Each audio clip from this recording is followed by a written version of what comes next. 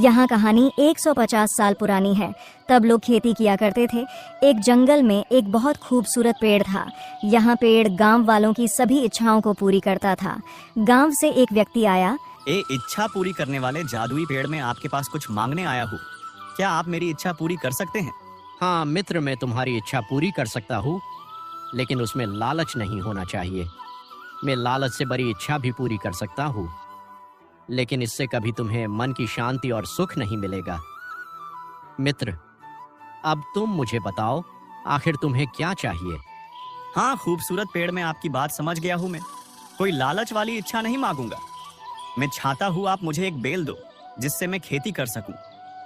और खूबसूरत इच्छा पूरी करने वाले पेड़ ने गांव वाले को एक बेल दे दिए। गांव वाला बैल लेकर चला गया।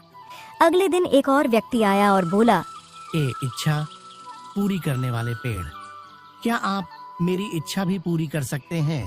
मैंने सुना है आप सबकी इच्छा पूरी करते हो। हाँ मित्र, मैं सबकी इच्छा पूरी करता हूँ। तुम्हारी भी इच्छा पूरी कर सकता हूँ। तुम्हें क्या चाहिए मित्र? जादुई खूबसूरत पेड़, मेरी यह इच्छा है कि आप मुझे एक ठेला दें जिस पर मैं मेरी सब्जियां बेच सकूं। मेरा पुराना ठेला पूरी तरह से खराब और बेकार हो गया है। और देखते ही देखते खूबसूरत पेड़ ने एक ठेला प्रकट कर दिया और बोला, लो मित्र, तुम्हारा नया ठेला यहाँ एकदम नया है। इस पर तुम ढेर सारी सब्जियां बेच सकते हो और ये कभी खराब और बेकार भी नहीं होगा। व्यक्ति ठेला लेकर चला जाता है। कुछ दिन ऐसे ही बीत जाते हैं। फिर एक दिन एक महिला आती है और वहाँ काफी परेशान थी। पेड़ ने महिला से पूछा, क्या हुआ मित्र, तुम इतनी परेशान क्यों हो? क्या तुम किसी चीज को ढूंढ रही हो या तुम्हारी कोई इच्छा है? अगर कोई इच्छा है तो तुम मुझसे मांग सकती हो। मैं तुम्हारी इच्छा को जरूर पूरा कर दूंगा।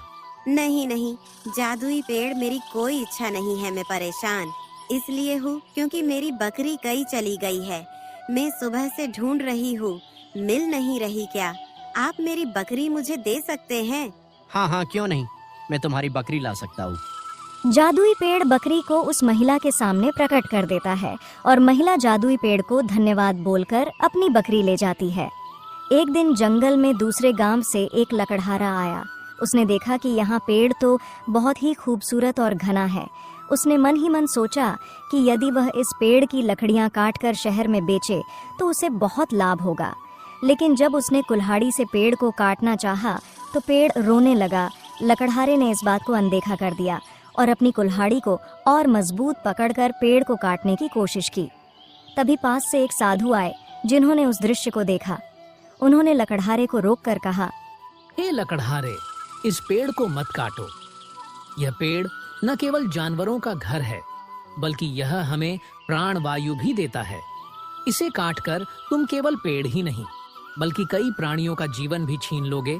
यह एक इच्छा पूरी करने वाला पेड़ है। अगर तुमने आज इसे काट दिए तो बहुत से जीव जो इसके सहारे जीते हैं, उनका क्या होगा? लकड़हारे ने साधु की बात सुनी और सोचा कि यह पेड़ सच में बहुत मूल्यवान है। उसने पेड़ को न काटने का निर्णय लिया और कहा, आप सही बोल रहे हो, मुझे इस खूबसूरत इच्छा पूरी करने वाले पेड़ को नहीं काटना चाहिए। लकड़हारा वह से जाने लगता है। तभी जादुई पेड़ उसे रोककर बोलता है, रुको मित्र, तुमने आज अपनी अंदर की अच्छाई दिखाई है और मुझे नहीं काटा।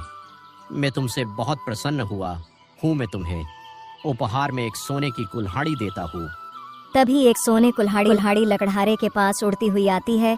लकड़हारा इस उपहार को स्वीकार कर लेता है और वहाँ से चला जाता है और पेड़ बहुत खुश होता है। इस कहानी से हमें यह सीख मिलती है कि हमें किसी को परेशान नहीं करना चाहिए और सबकी मदद करनी चाहिए।